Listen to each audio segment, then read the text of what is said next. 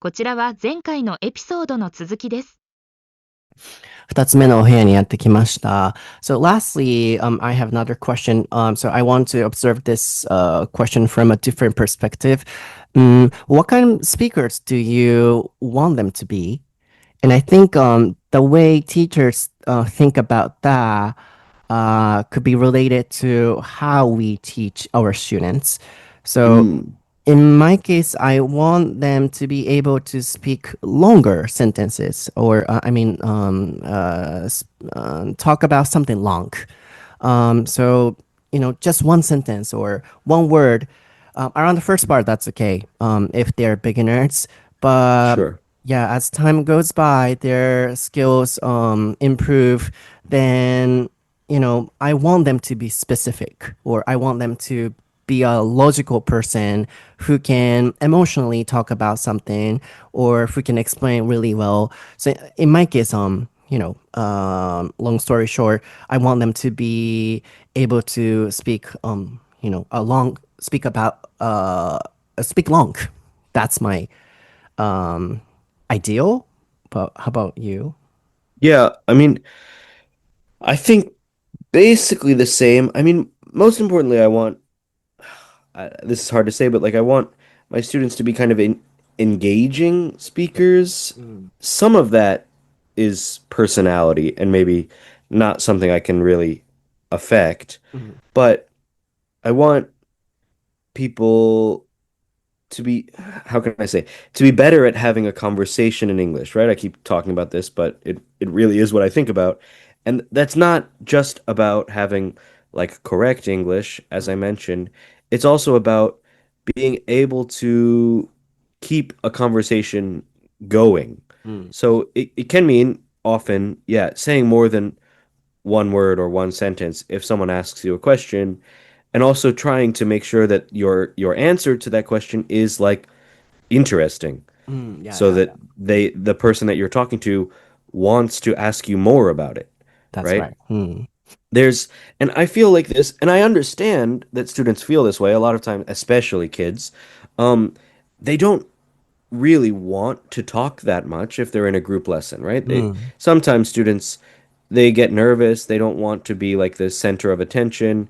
So they will answer the question, but they'll kind of say as little as possible, or they will say something that kind of tries to end mm, the the questioning, right? So that they stop mm, being the target of mm, my questions, if that makes sense. mm, mm. Um, and I understand that in a lesson, especially kids who don't really want to be there, but in a real conversation, like, if I ask a student, "Oh, how was school today?" and they say, "Good," right? That's not like Yeah. that. Okay, then I say, "Oh, what did you do?" Right? Like it's anyway. Um, but with kids, I completely understand it, of Mm, course, but sometimes adults do similar things, mm, right? Like I've asked adult students things like, "Oh, what are your hobbies?" And they'll say something like, "I like sleeping," which is maybe that is the thing that that student likes to do most in the world. Of course, I understand that, but what am I supposed to say to that? mm. Like, or what question? How much do you sleep in a day? I don't know. Like, how much can you talk about Yeah, that? not sometimes. I think most of the time, because that's the lesson in Japan. But the teachers are native speakers, but sometimes they're not professional. So for 25 minutes or 20 minutes, teachers just want to um, continue until the end. So they Mm, sometimes have no passion. They don't want to, change their students' English skills. Of course, not all of them. So in that lesson, what they're doing is just having a, conversation. Oh, what did you do today? Oh, I went to school. Oh, that's cool. Oh, what did you learn there? And then blah blah blah, that kind of thing. So I think that comes from lessons in Japan. But in your case, When that happens, what do you say or what do you do? How do you deal with that? I mean, yeah, it depends. Like sometimes Mm, I will say if it's kids, then I'll say like at the beginning you have to answer with two sentences or you have to I use like the five W's.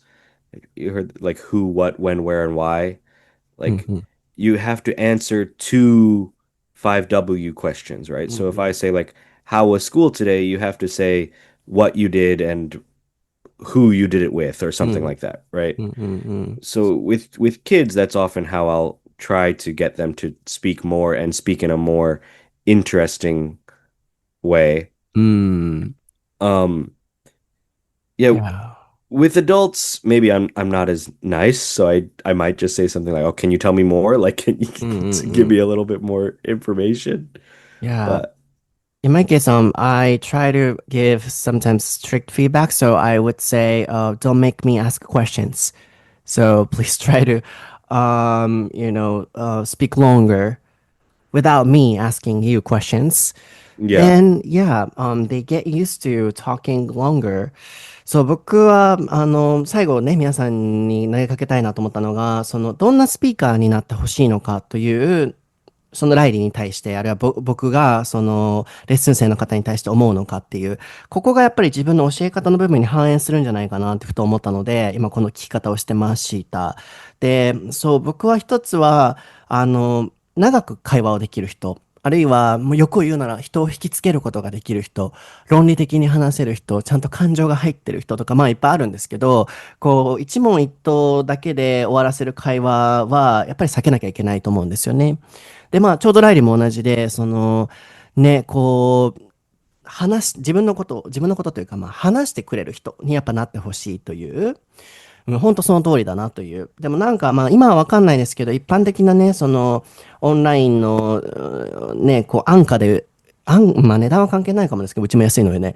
なんでしょうね。あんまりこう、先生選びをちゃんとしてないサービスの先生って、まあ当たり外れあると思うんですけど、なんかこう、その場しのぎというか、会話が20分終われば OK って思って、ただなんかこう、表面的な会話をしてるだけで、こう、生徒さんの英語を上げてあげようと思ってやってる人じゃない人との会話って、本当一問一答で終わっちゃうと思うんですよね。なので、そう、こう、先生側がね、どんなスピーカーになってほしいのかっていうのが、本当に強くないと、教え方っていう部分に出てくるんじゃないかなと思ったので、まあ、一個僕たちはそこをね、こう長く話してほしいっていうお話が今上がってましたかね。で、まあ、ライリーに、もしそういう生徒さんが、もう短文しか言わない人だったらどうするっていう。僕は僕に質問をさせないでくださいと。1分間ぐらい自分で、僕が気になる点になるであろう点を全部言ってくださいって僕は言うと思うので、ライリーはどうしますかって伝えたところ、まあ、子供だったら、あと1、2分話してみようって伝えたり、まあ、大人の方だったら、tell me more。もうちょっと教えてくださいっていうことでしたね。他、どんなスピーカーになってほしいかっていうのあるかな？ Is there anything else, like example? What kind of speakers do you oh, want them to be?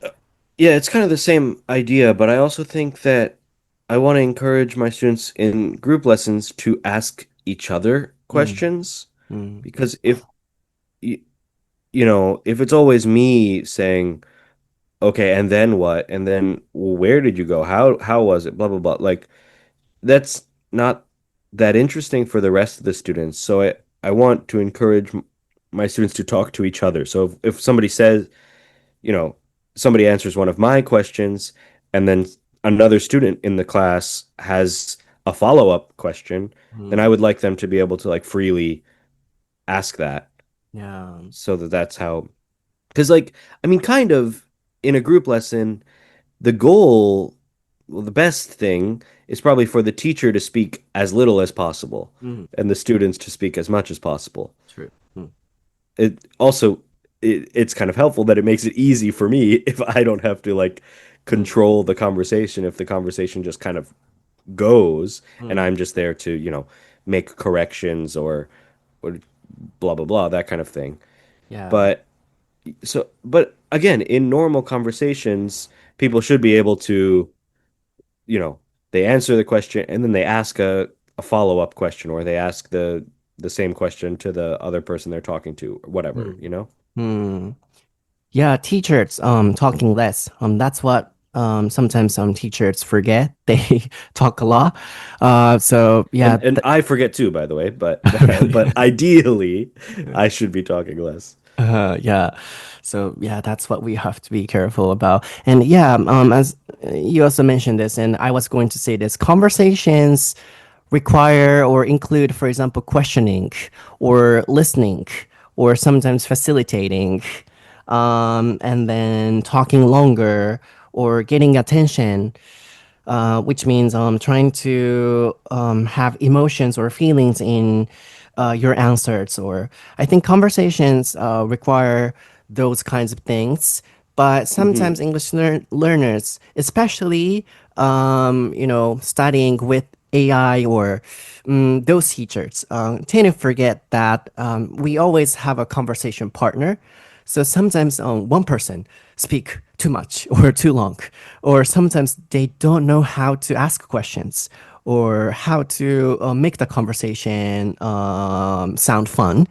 So in my lesson, that's why it's difficult, but I always I want to have an environment where people can practice or achieve those kinds of goals. So not just having a conversation. That's what I want to do through my teaching. Yes. Yeah, 難しいで yeah, す I よね。agree. 難しいですが、今日のエピソードはいかがでしたでしょうか。はい、最後ちょっと終わりに向けて、最後締めくくりたいなと思うんですけど、僕本当に何ですかね、この会話とか、このお仕事とかに情熱を注いでるつもりなので、僕は本当に原点に帰って思うのは、会話というものは、やっぱり、ライリーが今言ってたようなクエスチョニングがあり、で、時に聞くこともあり、で、facilitating、会話をリードしないといけない時もあり、あるいは making a small presentation、僕は会話は全てプレゼンだと思ってるので、プレゼンをすることもあったり、ディスカッションをすることもあったり、人のね、注目を引かないといけない時もあったり、あるいは黙らないといけない時もあったり、いろんな要素を含むと思うんですよね。でもなんかこう、結構英語学習をしてる中で、忘れてしまってるのかなって感じちゃう時っていうのは、もう自分が話せばいいっていうふうに思ってしまってるスピーカーをこう拝見した時とか、人にクエスチョンをすること、しかもそのクエスチョンも上手に聞くことでうまい回答を引き出せるとかね。なんかこう会話って絶対一人では行えない繊細ななんかいろんなものが入り組んでるものだと思うんですけど、ここの練習が僕は絶対必要だと思うんですよね。そういう意味で本業でもグループレッスンで今言ったような要素をもちろん1回のレッスンでは無理なので、もう何週も何ヶ月も何年もかけて、ね、はい、今回はディスカッションリーディングの練習しましょうとか、クエスチョニングの練習しましょうとか、今ここ話それてるの気づいてますっていうね、それてたからここもう一回修正しないとここ話それてますよねとかね、会話って本当、そう簡単にね、英語が自分が話せたら終わるものじゃないなと思うので、俺はちょっとまた熱くなってきましたが、僕のティーチングとしては気をつけてることとしては、やっぱそこを達成してもらえるようなレッスンを構成したい、作りたいというのが、僕の思いかなと思いますね。なので、はい、今回のエピソードでは、ライリーと僕の会話を通して、こういうこと気をつけてるんだなっていう要素をいっぱい出したと同時に、なんかこう、英語学習してる方が、改めて、ここに気をつけて学習しないといけないんだとか、あるいはティーチングの立場にね、いらっしゃる方が、何かそのね、僕なんかのお話で参考になるかわかんないんですけど、こう、ヒントになってる部分があったら嬉しいなと思います。あとは、ね、ライリーはこう、お子さんに教えてるということで、お子さんへの教育ってすごく大事だと思うので、僕は正直お子さんへの教育は経験が少なくて、僕はそこのプロ分野ではないなと思っているので、そう、お子さんならではのアプローチってあると思うんですよね。こう楽しませるとか、ね、初期教育という、そういうところのお話もね、何かライリーのお話からこう参考になっていたら嬉しいなと思います。Riley, how about you? You want to add something? I got so passionate.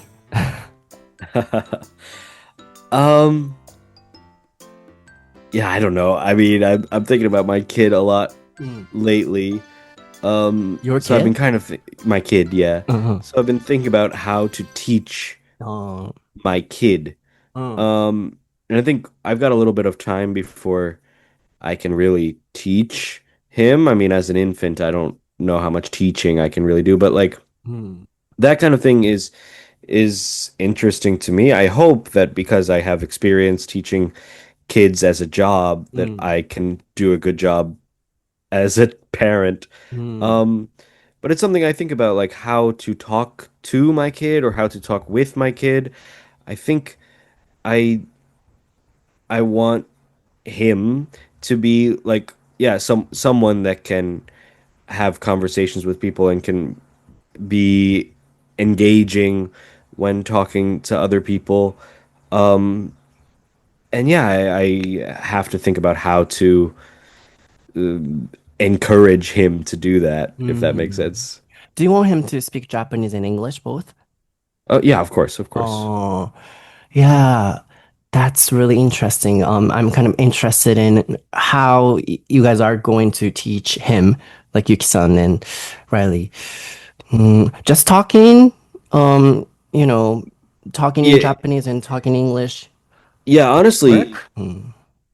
it I think for us we're kind of lucky because we both speak English at home, like all the time. Mm, And Yuki and I are both native English speakers, so I mm, think that our son will just naturally speak English just because yeah. he'll hear it all the time at home. And most of the stuff we watch on TV and stuff like that is all English too, so he will get a lot of English exposure. Mm, Um, the problem will be not problem. The more difficult thing, honestly, is getting him to speak Japanese mm, at a young age. I think obviously because he will live here, he will eventually speak Japanese, but I'm a little bit worried about like the first couple years of his life, maybe when he first goes to hoikuen or whatever, mm, nursery school, mm, that he might be like a little bit behind Japanese from the other kids. mm, But I think at that age it doesn't matter so much because nobody's really talking a lot when they're one or whatever. Uh, mm, so yeah, I think he will basically be bilingual in English and Japanese just because we speak English at home and he'll speak Japanese at school. What I'm worried about is, and what I've seen with a lot of other bi bicultural kids, mm, is that even though they can understand like the how can I say, like, let's say English, for example, even though they can understand English because their dad or their mom speaks English, they don't use it so much because mm, the mom or dad also understands Japanese, so it's just easier for the kid to like listen to dad in English and then respond to dad in Japanese. mm, And mm, then mm, what eventually happens there is that their English gets worse, mm. right? So I don't want that to happen. I mean, I think if that ever Oh, starts happening, then I'll have to like make rules about, okay, only English at home or whatever. Uh, mm, but the other thing I'm thinking about is like for me, I think kind of bilingual is the minimum, right? mm, mm, Um, Yuki is already bilingual. I'm not perfectly bilingual. I can kind of speak Japanese and I can mm, kind of speak Spanish. mm, So I speak one language and then two half languages. So maybe that equals two total. mm, But like uh I would like my kid to speak three pretty well. mm, More mm. than me and Yuki. Yeah, as I said, yeah, there are sometimes kids who can just respond to their parents' English, but they don't speak English, and then mostly they speak Japanese. So you don't want your kid to be something like that. Then yeah, I'm really interested in the kind of method or the proper way to teach kids how to speak three languages or two languages or real bilingual. Yeah. So yeah, let's see the process, guys, on how Rai-chan and yeah, Yuki-san are going to teach their kid. Mm. But Mm. yeah, at least get him on podcast and We'll see. yeah, let him That's speak. up to Yeah, let him speak to me. Then he yeah. can learn Japanese. Yeah. どうするめちゃくちゃバリバリ関西弁の、ああ、父ちゃん、帰ってきたで、今日はたこ焼きないんかみたいなどうする関西弁やったら。I mean, yeah, I mean he'll grow up here in Kagawa, so it's not exactly Kansai Ben, but he'll definitely have a local accent, I ね think. 確かにそれも含めねちょっと楽しみなのでどんな風にライリーが教えるのかとかね言語教育をねあるいはどんな風に喋るのかとか父ちゃんうどん屋行ってくるわみたいなねもうバリバリの香川の子みたいになるのかとかねちょっと一緒に成長を皆さん見届けましょう。はい。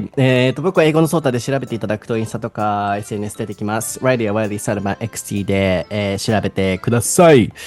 では、また次回のエピソードでお会いしましょう。バイ。Bye.